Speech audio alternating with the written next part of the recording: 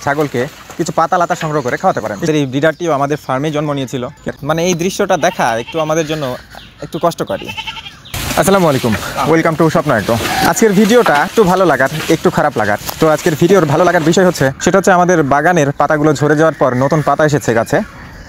তো আজ প্রথমবারের মতো তাদেরকে নতুন পাতা খেতে দেওয়া হচ্ছে। নতুন পাতার প্রতি ছাগলের একটু আগ্রহ বেশি থাকে, বিশেষ করে নতুন পাতা পেলে তারা খুব মজা করেই খায়। এবং আমাদের বাগানে পাতার পাশাপাশি বিভিন্ন গাছে বিভিন্ন ধরনের পরগাছা থাকে, যেগুলো ছাগল খুব ভালোভাবেই খেয়ে থাকে। তো সেগুলো আমরা সংগ্রহ করে ছাগলকে দিয়ে থাকি। আপনাদেরও যদি সম্ভব হয়, সুযোগ হয়, তাহলে ঘাস ও অন্যান্য খাবারের পাশাপাশি আপনার ছাগলকে কিছু পাতা লাতা সংগ্রহ করে খাওয়াতে পারেন। এসব লতা পাতা আগাছা যদি সংগ্রহ করে খাওয়াতে পারেন তাহলে খাবারের বৈচিত্র্যটা ঠিক থাকে, ছাগলের রুচিটা ঠিক থাকে। তো ছাগল খোলাভাবে খাবারগুলো খেয়ে থাকে, নষ্ট করতে চায় না।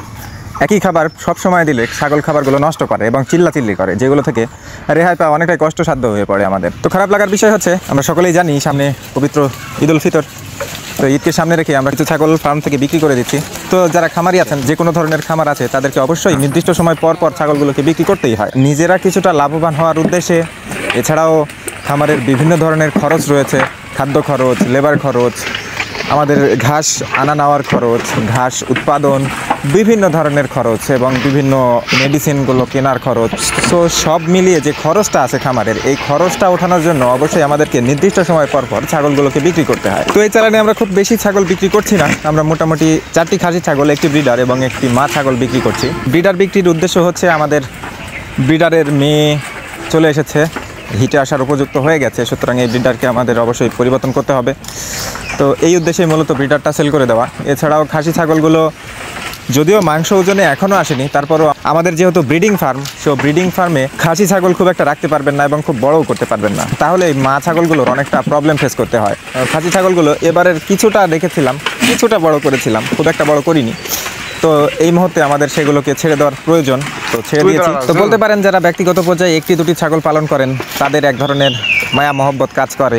ভাই শুধু তাদের না, আমরা যারা খামার পর্যায়ে আছি, আমাদের কাছে হতে পারে 40, 50, 60টি ছাগল থাকে। তো তারপরও একটা নির্দিষ্ট ছাগলের জন্য ওই ছাগলটা জন্ম থেকে বেড়ে ওঠা পর্যন্ত আমাদের কাছেই থাকে। অনেকগুলো ছাগল থাকলেও আমরা অবশ্যই নির্দিষ্ট করে আলাদা করতে পারি তাকে, যে এই ছাগলটা এই খাবারটা বেশি খায়, এই ছাগলের স্বভাব এরকম। তো প্রতিদিন ছাগলগুলোর সাথে থাকতে থাকতে এক ধরনের আলাদা পরিচয় হয়ে ওঠে, আলাদা একটা সম্পর্ক হয়ে ওঠে।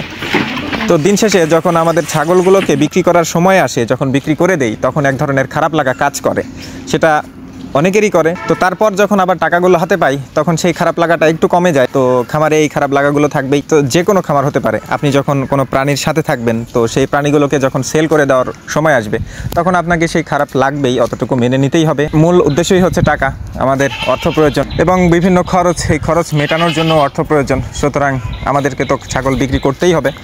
আমরা প্রতি বছরই নির্দিষ্ট সময় পরপর যে ছাগলগুলো বিক্রি করে থাকি, মোটামুটি ঈদ সিজনে বেশি ছাগল বিক্রি করে থাকি। যে মা ছাগলটা বিক্রি করেছি, যদিও সেই ভিডিওটা রাখা সম্ভব হয়নি, আমাদের অনেকটা ভুলে গিয়েছিলাম সেই ভিডিওটা রাখতে। তো সেই মা ছাগলের জন্মও কিন্তু আমাদের এখানেই। তো এখানেই জন্ম নিয়ে এখানেই অনেকটা বছর, বিশেষ করে প্রায় 5-6টা বছর ছিল আমাদের কাছে।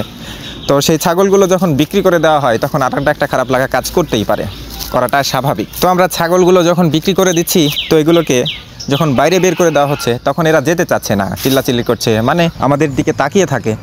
তো তখন আসলে প্রধান খারাপ লাগাটা কাজ। আমাদের এই ব্রিডারটিও আমাদের ফার্মে জন্ম নিয়েছিল, কিন্তু আমাদের খামারের সার একে এখন সেল করতেই হতো আমাদের। মানে এই দৃশ্যটা দেখা একটু আমাদের জন্য একটু কষ্টকরই। তো যাই হোক, সব কিছু মেনে নিয়েই আমাদের পথ চলা, এভাবেই আমাদের জীবনটা সামনে এগিয়ে যায়, আমাদেরকে সামনে এগিয়ে যেতে হয়। তো আমাদের সকলের জীবনে সুন্দরভাবে ঈদ আসুক, এই কামনায় আজকের ভিডিওটা এখানেই শেষ করছি। আল্লাহ আপনাদের সবাইকে ভালো রাখুক, সুস্থ রাখুক। এতক্ষণ সাথে থাকার জন্য ধন্যবাদ। আসসালামু আলাইকুম।